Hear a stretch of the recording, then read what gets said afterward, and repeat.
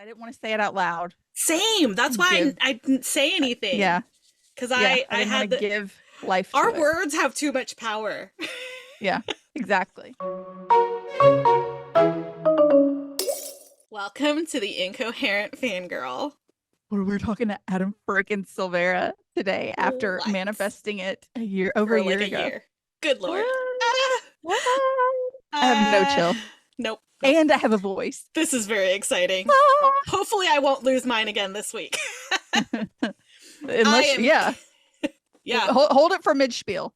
Yeah. I am Karin from Bake Expectations. I'm Mandy of the Halo Knights.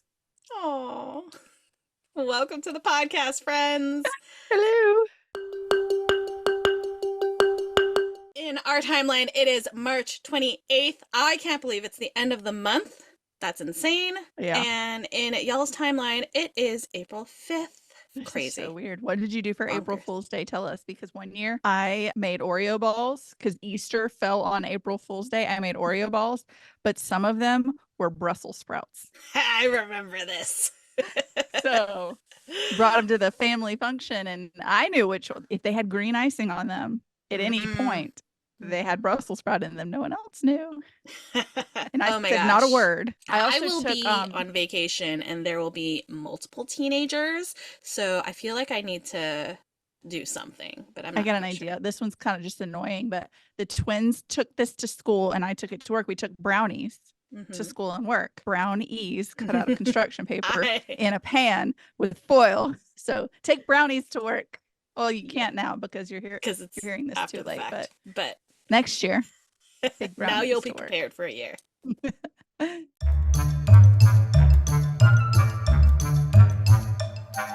All right, Mandy, what did you do this week in fangirling? Not a whole lot. I read Infinity Kings by Adam Silvera. Can't tell you anything about it because it's the third book in a trilogy, but also we'll talk about it a little bit later on. Yes. I also read by listening to, while I was redoing my bathroom, A Touch of Chaos by Scarlett St. Clair, which is book 7 in a Hades and Persephone series that literally there's been years. I have been waiting years for this book. If you scroll back far enough in my TikTok, there is a TikTok of me like finishing this book, and at the time it was supposed to be out like the following year. And so my TikTok is like, oh, you have to wait a year for this cliffhanger to be resolved. And then it ended up being like 4 years. I remember that was on one of the early episodes of the podcast too, where you mentioned that. And I was like, oh, yeah, I will wait. And it is a bad cliffhanger. Like it is so bad. Something happened in this. It's not part of the plot of the book. This is not a spoiler at all. But my new favorite thing that I have ever seen in a book happened in the beginning of this one. And I texted Karin about it. There were content warnings at the beginning that gave the chapter number and a semi-spoiler free account of what happens, so that if you want to skip that chapter, you have the information that you need to know what happened without having to detail it. So it would be I think it was chapters 32 and 37. There is sexual assault or dubious consent, and they say it is not insanely descriptive. It is mostly fade to black, but you know exactly what is happening. If you need to take care of yourself, skip this chapter. Or skip, starting here. Amazing. I love that. I love a trigger warning. I love, an author's note with all of the content warnings. Normalize putting the chapter number there and giving you how in depth it's going to be. Yeah. So that people can take care of themselves. For sure. Amazing. So I had to shout that out. That's incredible. While I was listening to A Touch of Chaos, I painted and redecorated my bathroom. My husband was out of town, and when he goes out of town, I home improve. Yes, you do. So he'll be gone in a couple of weeks, and I will be painting my bedroom in the same color. It's like a dark, earthy green. It's like, and once I finish the book, the soundtrack to the rest of the bathroom renovation was just Hosier, because his new EP is out, and you can tell that Hosier was involved in this bathroom. It looks like a Hosier bathroom. Lots of plants I'm going to try not to kill. Did extensive research to what plants can thrive in a bathroom with very little watering, and then I got some of those plants with this wick thing where you fill up a bucket that it's in, and the wick will water it for you, so you only have to fill it up like once every few weeks, maybe Maybe I will keep We'll these see. plants alive. We'll see. I have a dead thumb I got from my mother. I couldn't buy it honestly. That was pretty much my week. My nieces had their military ball, so they had a little dance. They looked beautiful. You can't see pictures because Way I don't too want grown creeps up. on the internet seeing them. But yeah, yeah, they were so Nice. pretty.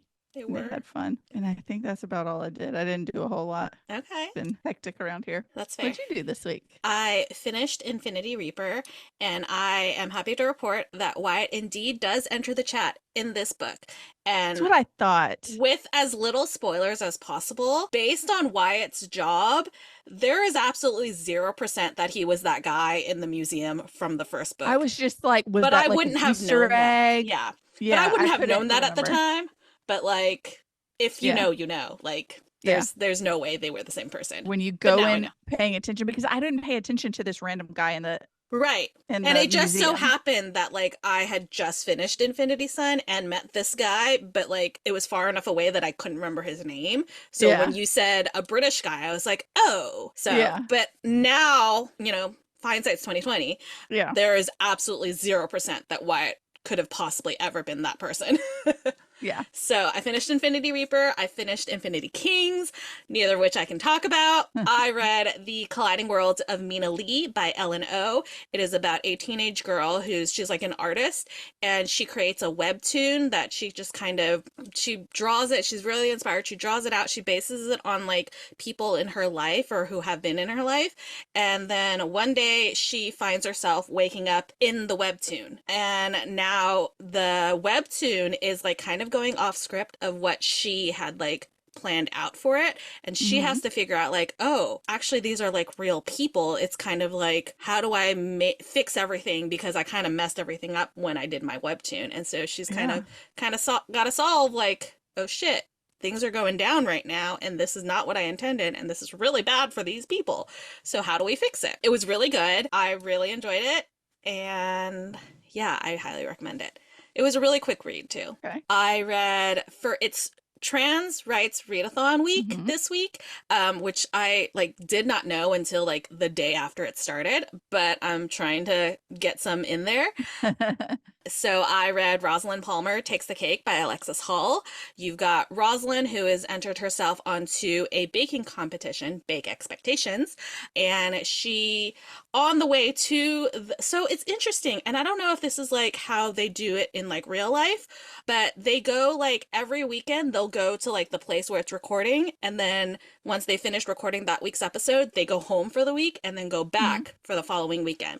And so before the first episode, she's heading there, and like everything that could go wrong goes wrong. Her train breaks down. She's stranded in the middle of nowhere, and she ends up being stranded with another contestant. And so they like kind of bond and make their way over to the place and kind of bond throughout, the experience.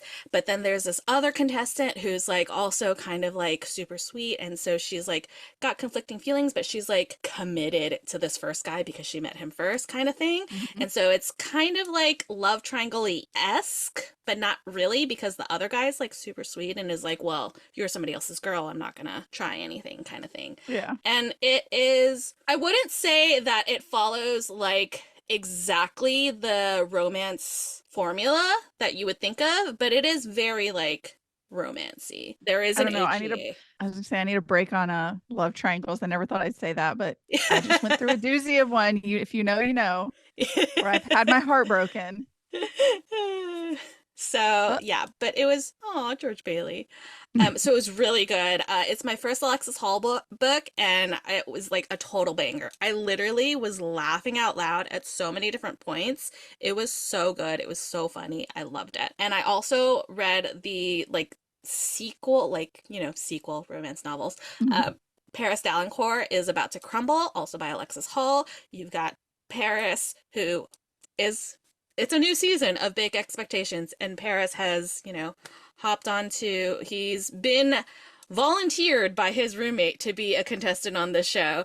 And he is like, Paris is very like one of us anxiety rep, like to Yeah. the extreme. And so, he does really well, and he's like, oh no, I just got lucky, blah, blah. And then there's this other contestant who's like super sweet on him, and they go back and forth, and it's, things happen. And it's also very cute. The love interest is Tarek, and he's like as golden retriever energy as you can get. Oh. He's adorable. I loved him. And I have two more. Ellie Haycock is Totally Normal by Gretchen Schreiber. It's her debut novel, and it follows Ellie, she is living with like a long-term illness that they kind of can't really identify. She's had it since birth.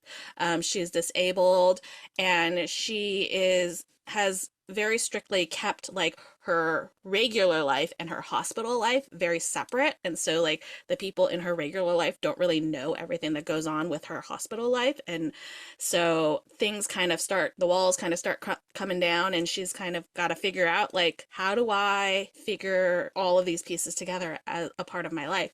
And of course there's a boy, and it's sweet, it's cute. There's really great representation for like disability. Ellie herself, I believe she has, I want to say it's like a disfigured arm, something. I can't remember exactly, or I don't think she described it like exactly what it was, but she has a visible disability. And so navigating kind of like that and living in an able-bodied world kind of thing. Right. It's So difficult. yeah. And so that was cool. And the last thing I read was Heartless Hunter, which in the UK is called The Crimson Moth by Kristen Ciccarelli. And it's a witch and a witch hunter trying to figure out if the witch hunter is trying to figure out if she's this witch that he's been hunting, and she's like trying to get information from him to save other witches, and then feelings and things, and it's really good. I don't know how better to explain that. One of the twins asked me for book recommendations yesterday or the day before. She was like, I've got to, like, I'm in a mood to read a book. And I was like, Serpent and Dove. Oh, Serpent love, and Dove. love. We love a witch and a witch hunter. We do. It's kind of like the best enemies to lovers, I feel like. Yeah. I really love it. So I'm excited for the next book, which comes out next year.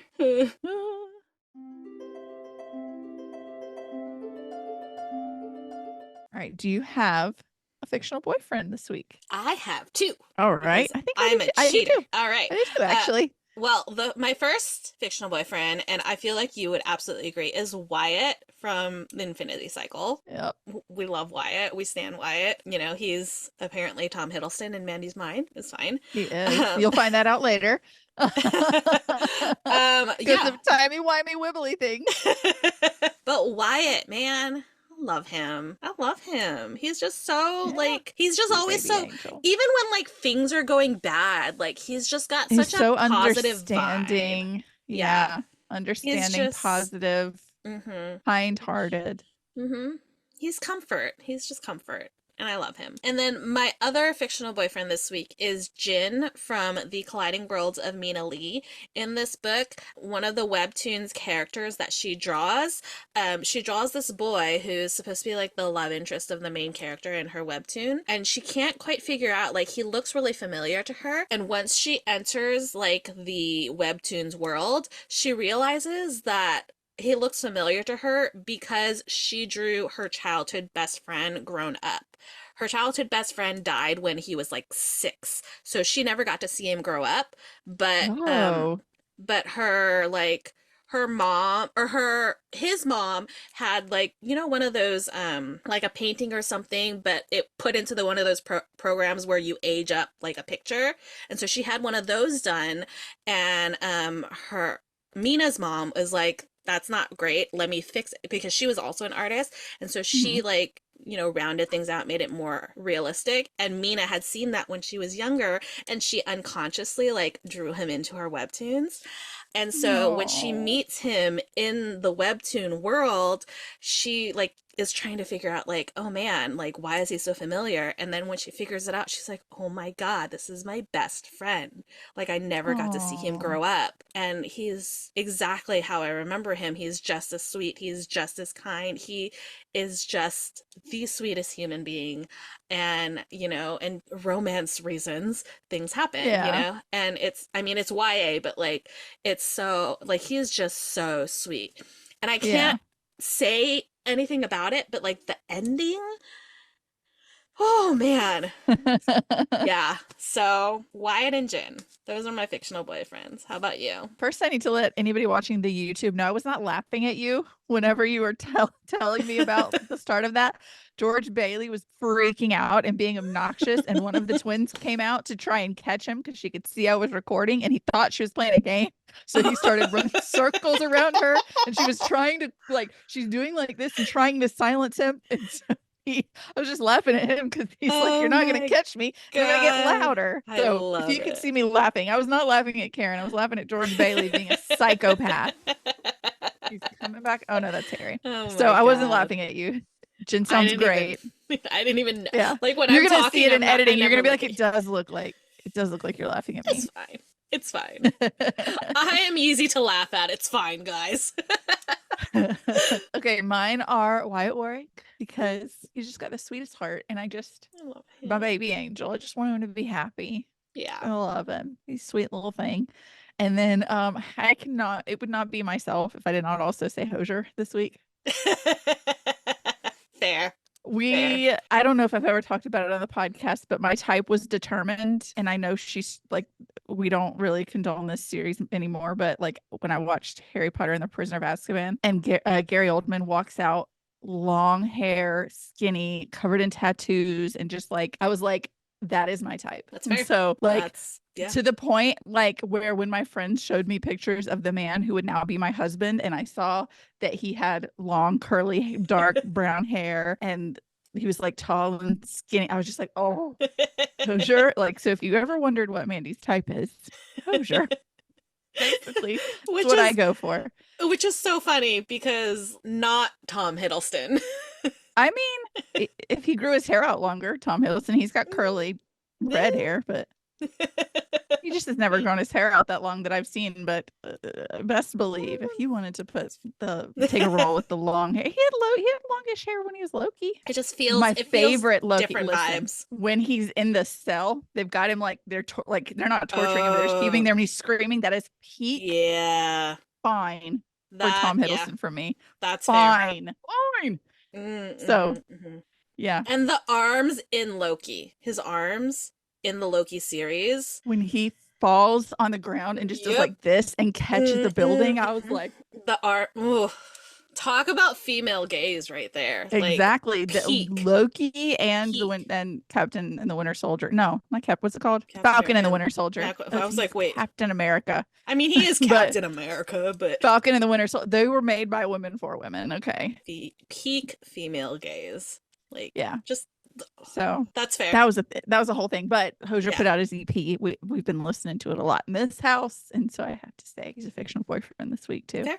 That man is like our Shakespeare, our version of Shakespeare. If you are a literary person, he's got like a whole thing about like songs that are about Dante's Inferno and Francesca, and like, man, smart. Okay, man can write. Love it. Good choices. Good choices.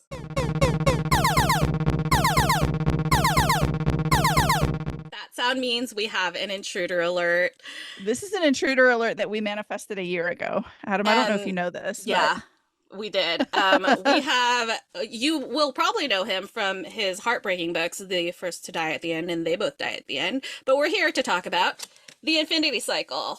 We've got Adam Silvera. Welcome to the podcast. Thank you so much. Yeah, I know we've been trying to make this happen for... It's been almost a year. Yeah. An hour. It's so exciting to have you. We've been kind of like trying to keep it under wraps for as long as possible. Yeah, and now we're this so is a excited. hard secret to keep. Yes. So we're really excited to have you here. Yay, thanks. I'm excited to talk about the series and all the other things that will just kind of like naturally pop up, and I have a very ADD brain, so prepare for me to answer a question that you did not ask. Listen, we incoherent for a reason. For a reason. Okay, that's why we're the incoherent fangirl.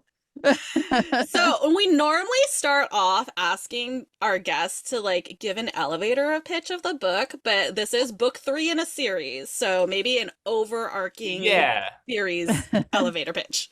That's how I've been kind of talking about it in general. But the Infinity Cycle, which begins with Infinity Sun, continues with Infinity Reaper, and concludes with Infinity Kings, is about two brothers in modern day New York and what happens when one brother gets magical powers from a phoenix and the other brother does not. And there's a bit of a tug of war that continues to, get pulled between the two brothers throughout the trilogy. And things go really bad, but it takes place in New York City, so it's more of a fantasy in the vein of like X-Men and with very like contemporary settings, lots of social media involved as well. So it is not like a Game of Thrones fantasy. It is very much like a New York based contemporary fantasy trilogy. You actually like led into the first question I have written down. All of your books so far take place in the real world, but they have a little more. Can you talk about the balance of like keeping things accurate as far as like boroughs in New York City and making sure that you're not saying something that's wrong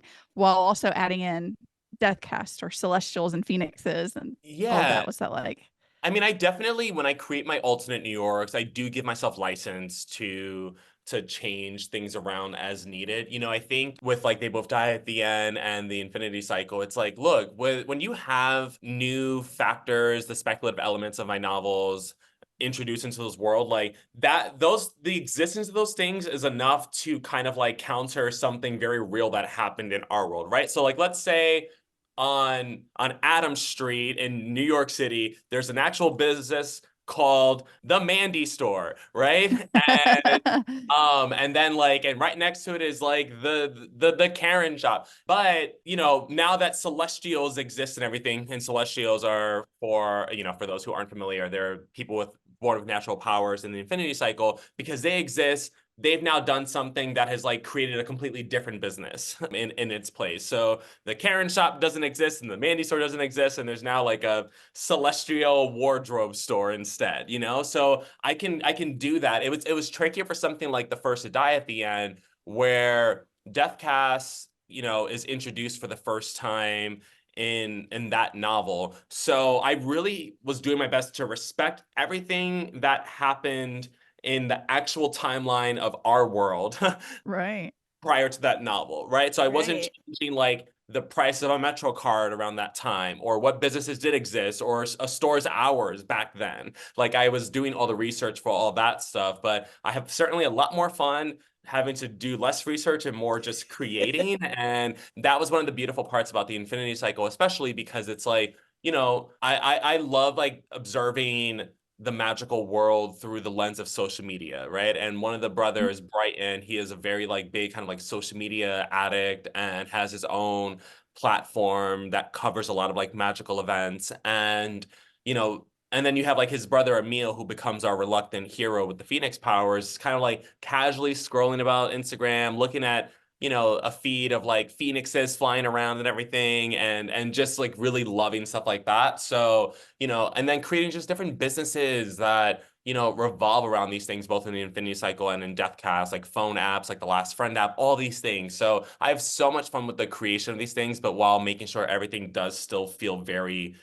grounded and familiar for those who are, want to like exit the subway and look up at the sky and get so invested in the world that they're going to wonder if they are about to watch a phoenix fly by. Yeah, I I love love that. it. You do a killer job of it, Yeah. It does, honestly. it really does like kind of jump off the page like, oh, I could go to New York and this could be just life. Yeah. So I love that. So you've talked a lot about kind of the inspiration behind the Infinity Cycle, the gap that you saw in media that you wanted to fill. But was there anything specific that kind of led you to this specific story? Because at least to me, it feels like it's kind of a breath of fresh air in the superhero genre. Yeah, so it's funny.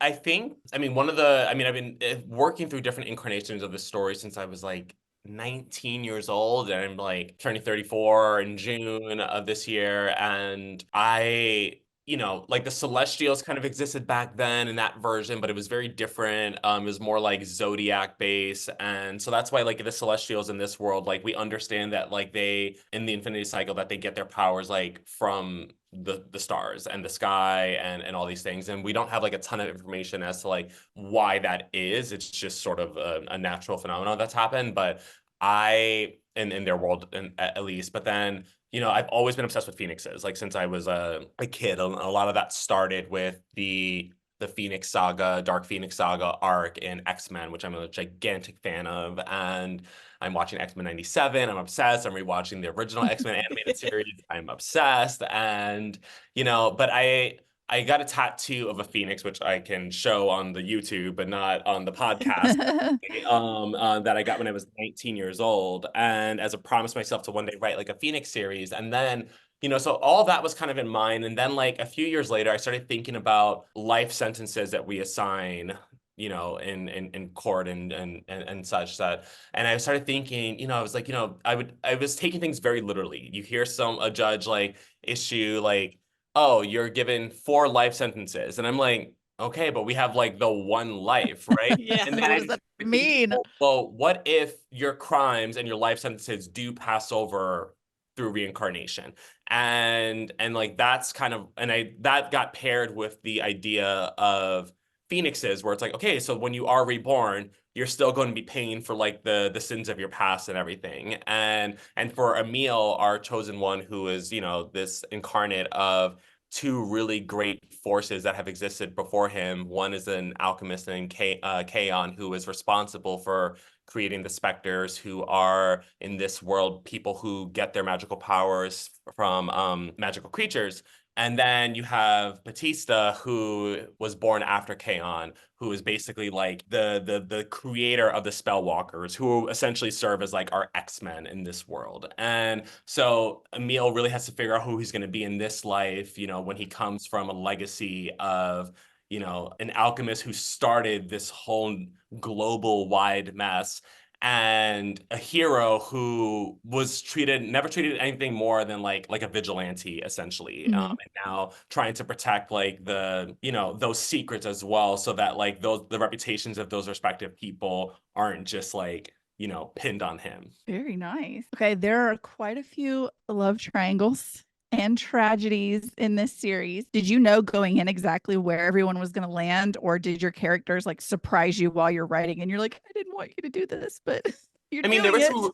there were some really great surprises. I think, you know, what I wanted to happen for the surviving characters for the most part did happen. And some of them, you know, I think all of them in some, obviously some variation, they all had like really notable, but like really awesome and Adam approved alterations. And you know, but the love triangle between Emil and the shapeshifter Ness and you know this Phoenix Guardian, aka a Halo Knight, as they're called in the book, Wyatt Warwick, that you know that was new to me. That was not planned when I was planning the original trilogy, and that was because when I was publishing book 1, there were a lot of people who were like wanting more romance and more of a love story from the series, which I had always planned like a slow burn love story. Mhm. And you know was very much like they're Emil's fighting a war, like you know he's not like Right.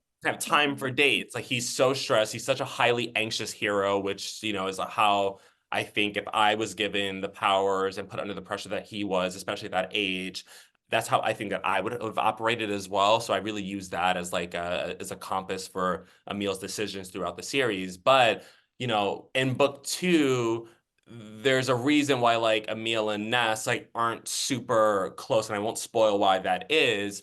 And but then I was like, oh man, if people wanted more romance from book 1, you know, which like had the characters actually in the same proximity, right? I was like, ooh, for book 2, like you're really like, unless yearning from a distance is like your thing, like you're gonna be really bummed, right? So I created the character of Wyatt. And it's funny, I was thinking about this the other day because there was, you know, Emil talks about in book 1 this boy named Nicholas, who is someone who he had a crush on in high school who was a celestial. And I always thought that Nicholas was going to make an appearance throughout the trilogy, like physically, some text messages are exchanged and stuff like that, but he's not a major role by far. Like if you were adapting this into a movie or something, you would not talk about Nicholas. He's such a nobody He'd be cut. character Yeah. in that sense, right? But I always did think that there was a chance that he was going to come back. But I really started thinking that, like, for the sake of a love triangle, you want each figure to represent something that that main character wants, right? And I was like, well, what's something that like would really speak to Emil? And for Emil, it was like, he understands that like no matter how he gets his way out of the infinity cycle, he's no longer going to be able to go back to his regular life, right? Like even if he binds his powers like he wants to, that's his objective throughout the first book. Like he knows that like he will forever be known as the Infinity Son. People, he just can't go into hiding. So he was like, oh, very much like, oh, maybe I can become like a guardian for phoenixes, and then enter Wyatt, who is that, and is like showing him, opening that door for him if he so seeks it. And I had so much fun for that. And for a character that like I had not planned on, I felt for Wyatt so deeply. And I think, and you have to, right? Because you already have so many people who Ness has one book up on this person, right? Right. Already rooting for Emil and Ness, but like I knew like as a writer, if I closed this trilogy and no one was rooting for Emil and Wyatt to be a thing, then I failed at the love triangle. Right. And so you really have to like make sure that like the attraction and the magnetism between these two characters is clear. And so I was like, oh my God, like everyone was like, book 2 is so much more romantic than book 1. Yeah. And Yeah. and yeah, so that led to some, some decisions, and I had to make some choices there. But I had not planned on that love triangle, and I hadn't planned on the other love triangle that gets introduced in the third book either from Maribel's perspective. But that's a whole other story. Well, speaking of your characters, so there are 4 narrators throughout the series, and each of them to me felt like they had a very distinct voice. Was there anything that you had to kind of do to get yourself into each of their headspaces to kind of write? Did you write each character in like chunks?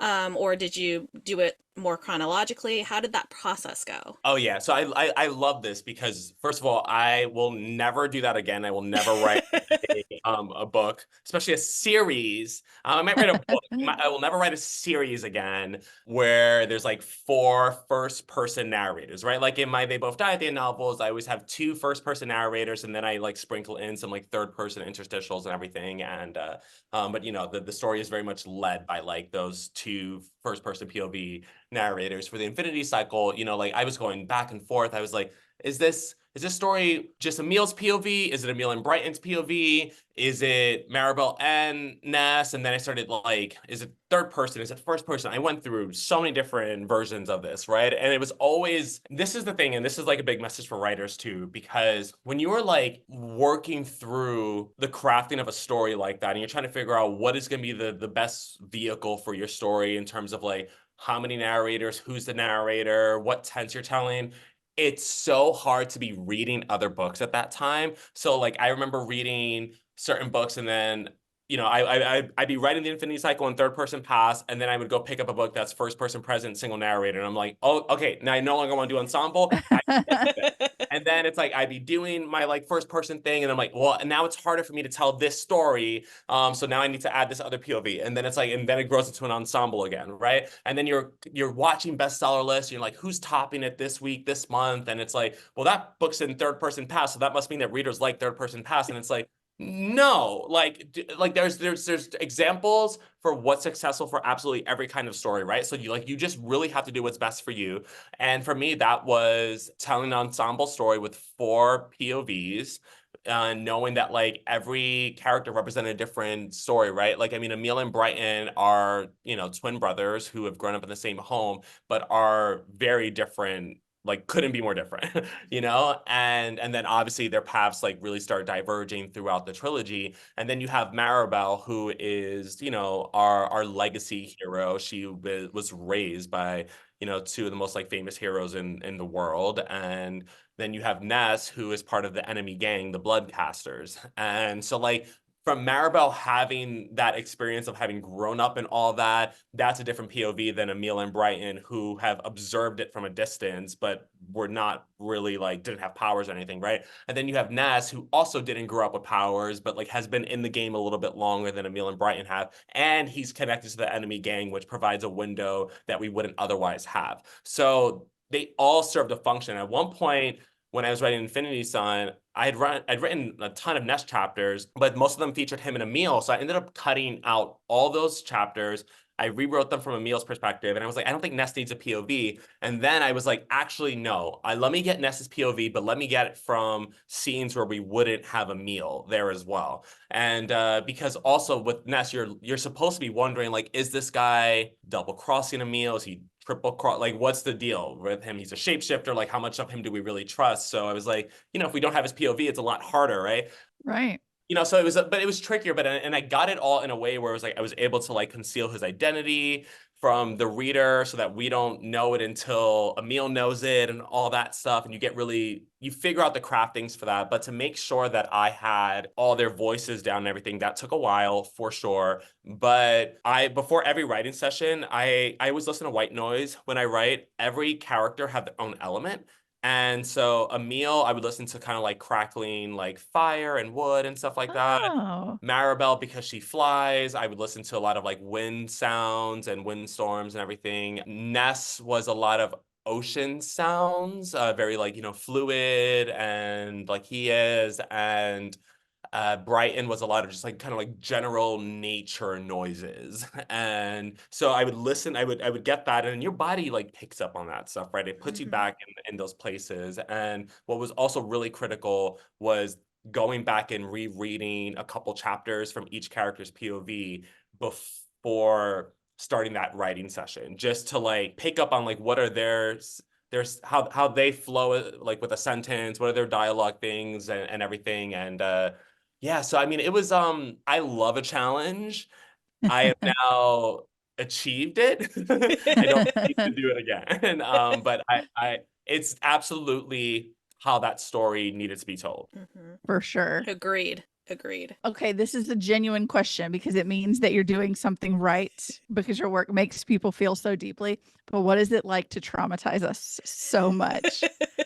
Like, yeah, but it's exactly what you just said, right? Like it means you're doing it right. Yeah. Yeah. Like when people, it's so funny. The reception for the series is so funny to me because like, people hate Brighton. Like I don't though. I don't either. I love Brighton. Yeah. Like I feel for him, and especially with Infinity Reaper, like you understand, like yeah, Yeah. he was more obnoxious, but also like you're let in more on like where his trauma started and why, it's just but like with the trauma of like witnessing his father's death and everything, a very like violent, gruesome death, and he was Yeah. very alone when it happened. And of course he would be scared of death, and of course he would want to pursue immortality, right? Because like Right.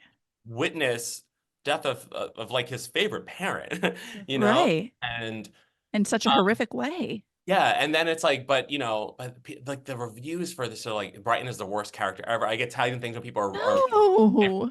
and they're just like he is so horrible. I just want to skip his chapters. I'm like, you want to understand the story, but like No. Yeah. and and it's like, but the thing is like my point being, I always want to create real characters, right? I think sometimes like we've gotten used to this sort of like culture almost of like wanting to be seduced by our villains and everything.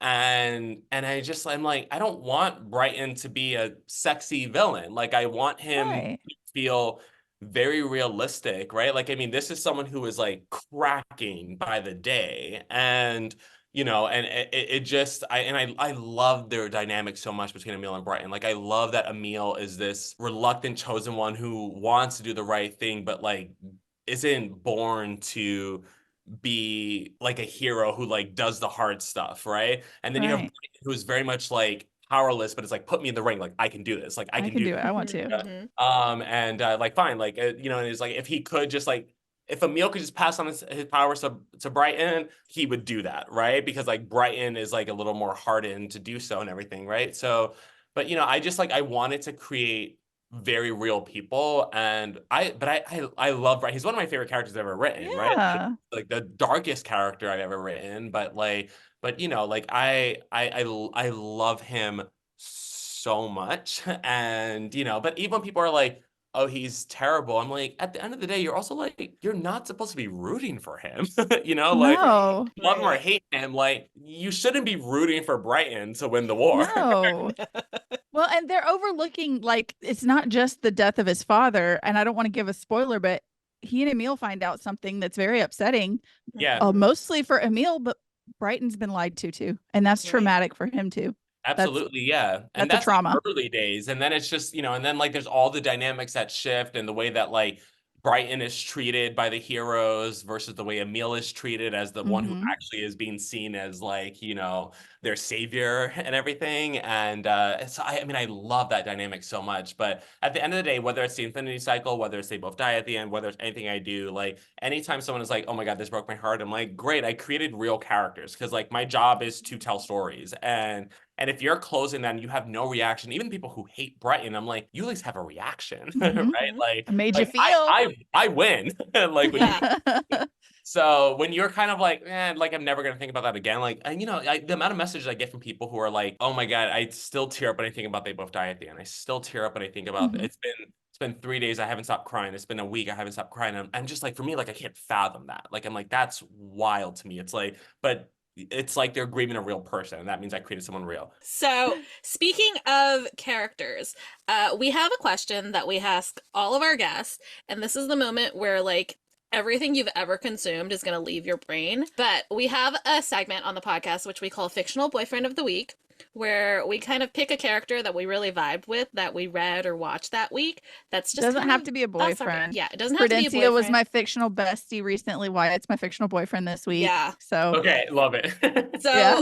and it doesn't have to be from like anything you've written, just kind of anything throughout media that you've consumed. Like, who is somebody that you would like to introduce the world to? I am going okay, so obviously when I say like official boyfriend, like I'm a grown man, so like I'm not like saying like, oh, I want to be with this teenager, right? And in fact, I'm gonna be very specific. I'm gonna say and Nicola Yoon's the son is also a star. You know, there's this boy Daniel who's one of the protagonists. I'm saying Daniel from the epilogue, where we get a flash forward into the adult. But I love that book so much. I love the journey, and he's not gay, but you know, it's fine. Like, That's little okay. crush. Yeah.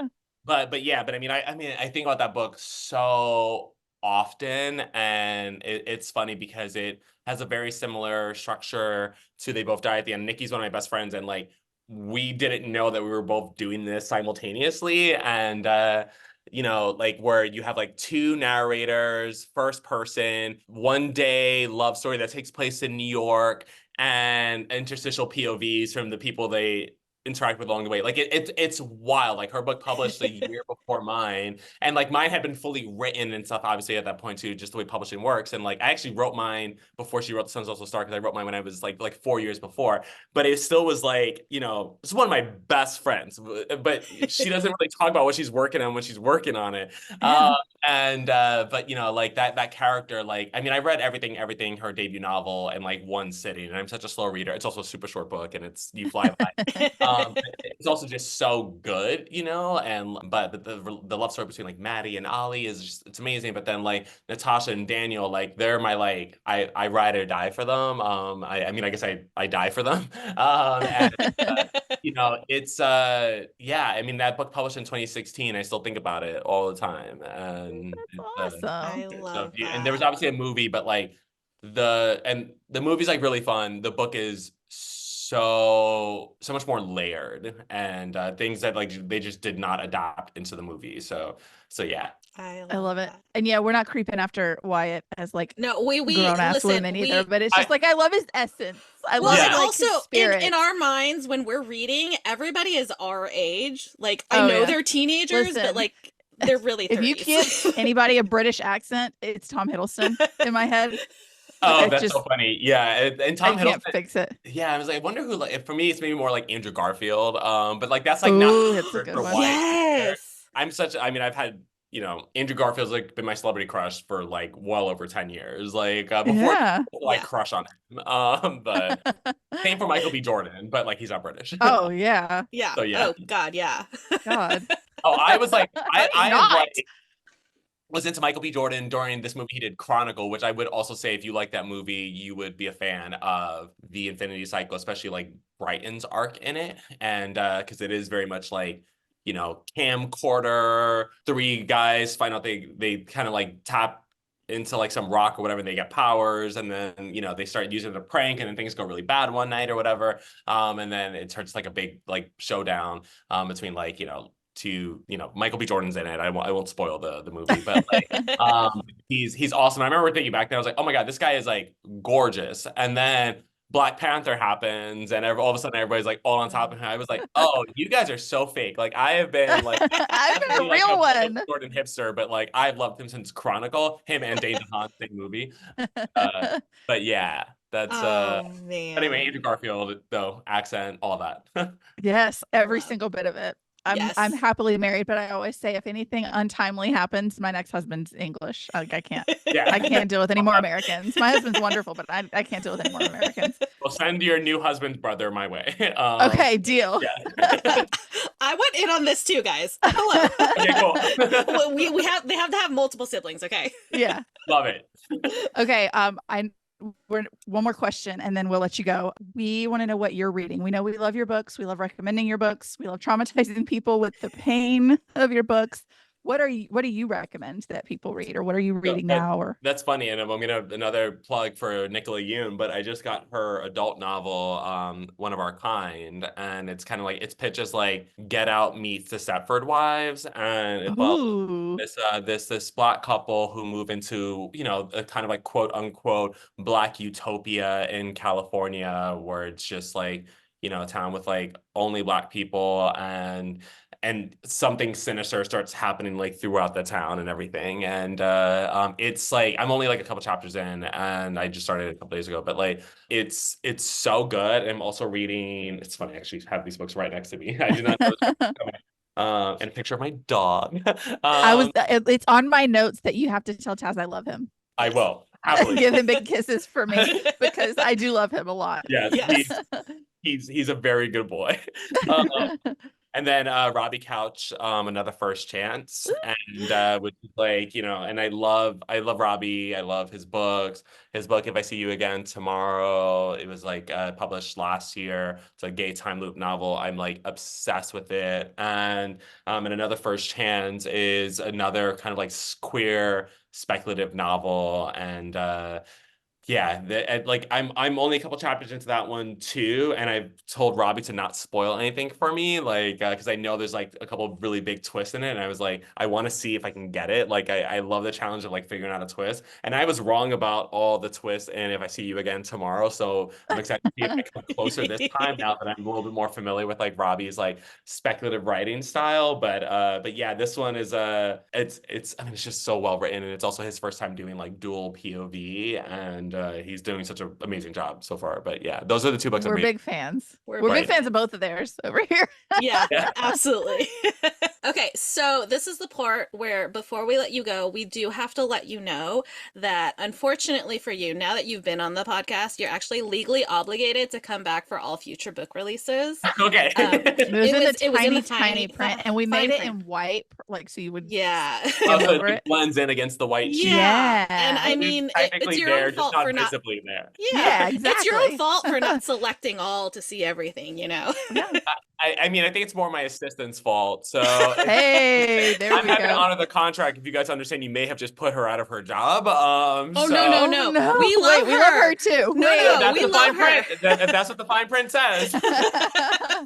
No, she keep her job, and I will happily make another appearance. Oh my gosh! Yes. Before you so leave, exciting. can you give us kind of talk about what's coming next? We know TBD 3 is down the pipeline.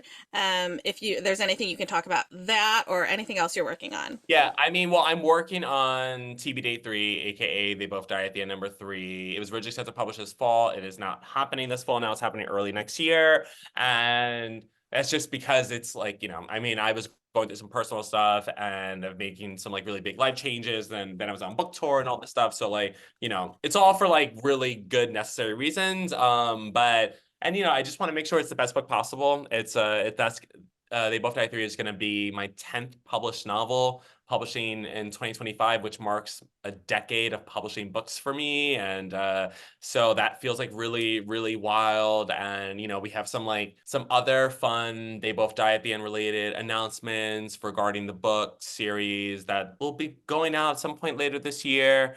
And that world is growing, which I'm very excited about and very grateful to all the readers who supported They Both Die, when it went mega viral in 2020. And it has allowed me, it's my favorite universe that I've created, and it's the one that like I really do see so much potential for, playing in that world and breaking more hearts and telling stories.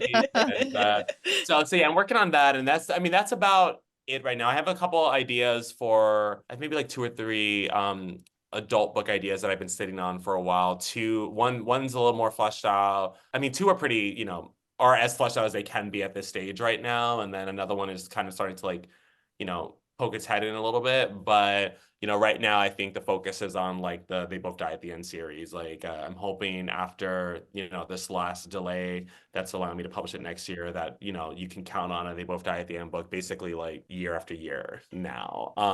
Versus like They Both Die at the End published in 2017. A prequel came out 5 years later, and now it's gonna be like 2.5 years since the prequel. So, not really. And then after that it'll be like another one a year. So yeah, it's all good. But They Both Die at the End, They Both Die at the End 3, excuse me, is a romantic thriller. It takes place 10 years after the events of the prequel. So it takes place in 2020, but it's not like a COVID pandemic novel. Do not worry. And the main characters for that book are 2 young boys who you meet in the prequel, The First Die at the End. Their names are Paz and Alano. Paz has a big, is part of like a subplot thread that happens in the prequel, and then Alano is the son of the Deathcast creator, and these boys meet for the first time 10 years later after some crazy stuff is happening in that book. It's very different than They Both Die at the End, and I can tell you right now that it is not a 24-hour love story. Like it takes place over the course of a couple weeks, and it's Oh wow. it's very different. There's a lot of like, multimedia elements to it. There's excerpts from Orion Pagan's novel that we talk about in the prequel that he always wanted to write.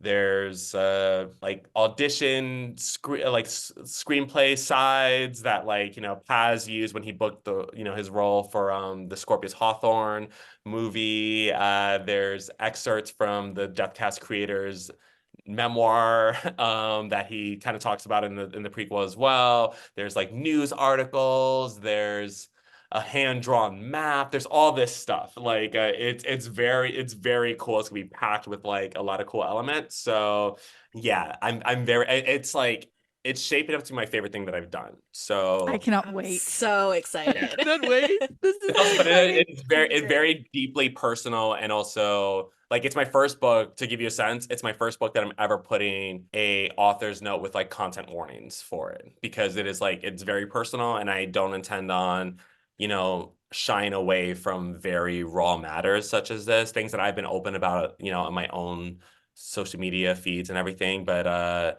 yeah, I'm excited for this book to find the readers that it needs to find. But it's gonna be a lot of fun, but also very heartbreaking. Oh, yeah. I cannot wait to be broken again. I cannot wait to be hurt again. I'm ready. Nothing hurts like an Adam Silvera book. Like No. it's all the right I love ways. that. I love that quote. Print it. Yeah. Well, thank you so much for hanging out with us. It has been so much fun. We have been looking forward to this for so long, and we're so glad we finally got to do it. Same. Thank you so much for putting up with every delay on the planet. And no, absolutely. I'm excited to do this again after They Both Die 3 publishes. Yes, absolutely. We will like. We would have taken the day off just to make sure this worked, Adam. Like whatever you need, we'll make it work. Whenever. If you want to talk at 3 a.m., I'm down. Yes. We're down. We're ready. We're ready. I'm gonna hold you to it. I'm gonna tell my sister. I was like, schedule them for 3 a.m. I want to call their bluff. Like, Listen, I will be there.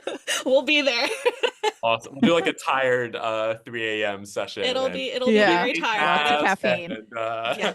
Awesome. Pajamas. We'll all right, be in everybody. pajamas. It'll be fine. Thank Everybody you. go get the whole The trilogy. Infinity Cycle.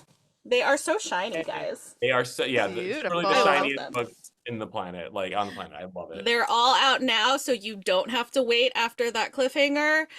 You can breeze through all 3 of them, which I did do like last week, and it was the best thing ever. Yay. So everybody go pick up the Infinity Cycle. You've got Infinity Sun, Infinity Reaper, and Infinity Kings. They're all out now. While you're at it, you can pick up the Deathcast books because they're also excellent. And Adam has other What if books it's too. us? Yeah, like Yes. he's History's got all you left me. What if it's us Oh, duology? History's all you left me. More happy than not. And Get all of them. Get Get 'em all all. of them. You know you want them. We've never steered you wrong, and it's Adam Silvera. Like you can't go wrong with Adam Silvera. That's a fact. Thank you so Thank much, you. Adam. We'll talk to We'll you talk soon. soon. You soon. Bye. Bye. Bye. Oh my god. Oh my god. Is that real? Was that real? Insane. I feel like that was like possibly our best interview ever. Yeah, and we were so prepared. We had such good questions, and I feel like I we was were so nervous, but then it's like as soon as you get around him, like because I've met him at Y'all Fest a couple of Mhm. times, and like the He's just got situation, the like vibes. him being so nice to my niece every time I've met him has been like, love that man. I'm gonna ride hard for him forever, just on how cool he is with her. But he's got such a presence. Like as soon as you're with him, you're like, oh, I'm just talking to my bestie. Yeah. Like it's not. It's like.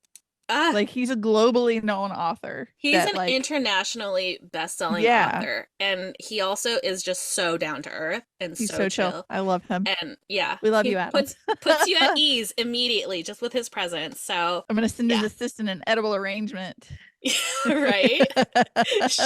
Sorry we lost your job. Listen, she put up with so many unhinged emails from me when we first started trying to book things. So it's like, she deserves the world. We love her. We talked to Adam Silvera. Oh my God. A year in the making, and it's here. It's finally here. It was worth the wait. So good. It was so good. I love him so much. Can't wait for the next one. Me too. My God, I'm so excited. Okay. Do we have any announcements? We're not interviewing anybody next week. We're not doing an interview next week. So we don't have an interview next week, but we will probably have a fangirl freestyle. Quick little fangirl freestyle. Take it back to our roots. Our roots. Yeah. And now it's time for a spiel. Yes? Yeah, let's spiel it out. All right, friends. If you enjoyed this episode, and why wouldn't you? We had Adam Silvera on the podcast. Oh my God. I'm looking at my notes going down to our coupon codes, and my announcement still says Adam Silvera, bitches. I love it. Please like, follow, and subscribe wherever you are listening to us.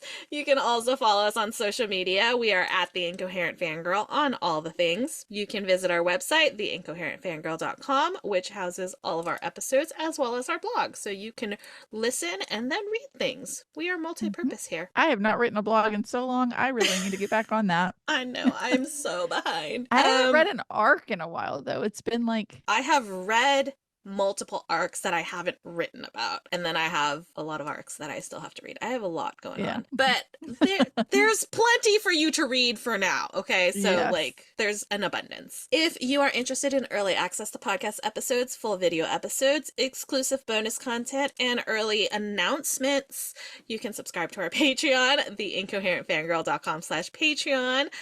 There are multiple tiers, so you can check it out and see what works best for you. And speaking of which, you can also do some shopping with us.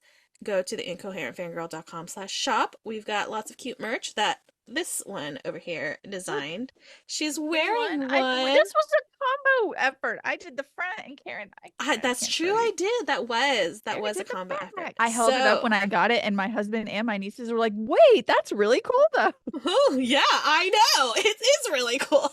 So head to the merch shop and do some shopping because there's some super cute stuff there. And if you have any comments, questions, concerns, suggestions, design ideas you want to tell us that were pretty, we will accept all of those in our inbox. Send us an email at theincoherentfangirl@gmail.com. We love hearing from y'all. Yes, give us your And words. yes, please. And speaking of words, one last way to support the podcast is to rate and review on whatever platform you are listening to us on. We love all the words, so please do that. She is at Mandy Perv on all things. She's at Miss Made in China on all the things. And once you have followed us on social media and you followed the podcast on social media, you can head on over and do some self-care and visit our internet besties. First stop is herecomestenerd.com, where you can use code FANGIRL to get 20% off your first order. And then you're going to head over to onceuponabookclub.com. You can get some bookish boxes and goodies. We have 2 codes that you can use. Pick one. We don't really care which one you use. They don't stack. I almost said they don't snack. I might be hungry.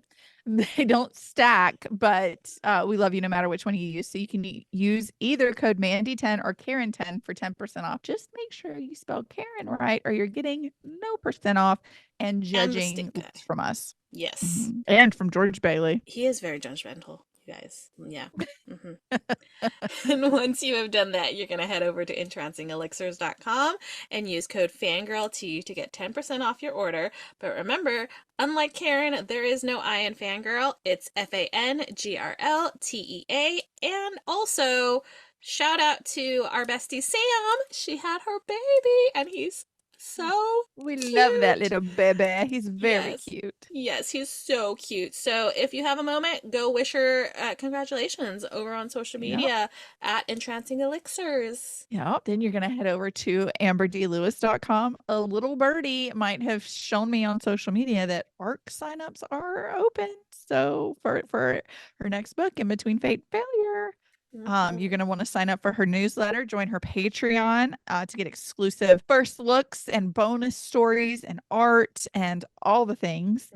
If you use code FANGIRL10, you'll get 10% off your purchase. Buy 1 or 5 of everything. Yep. Make sure you head to amberdlewis.com. Yep. And once you have finished supporting us and you finish supporting the internet besties, it is time to support the show husband, who we are fans of here. Yeah, we like the show husband. All right, he's okay. I don't know if they're going to have an episode next week or not. They've been filming, so they've had to take a mini break on the podcast for filming actual TV episode reasons.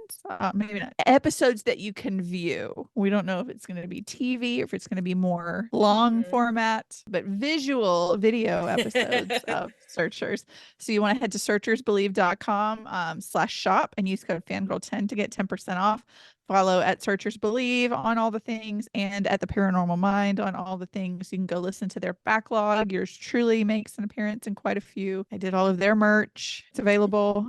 So Fangirl 10 will get you 10% off there as well. Yeah. Yay. And that was an epic episode of the Incoherent Fangirl. Thank you for listening so that we can do these crazy things. Oh my gosh, so freaking exciting. We love y'all so much. We love you.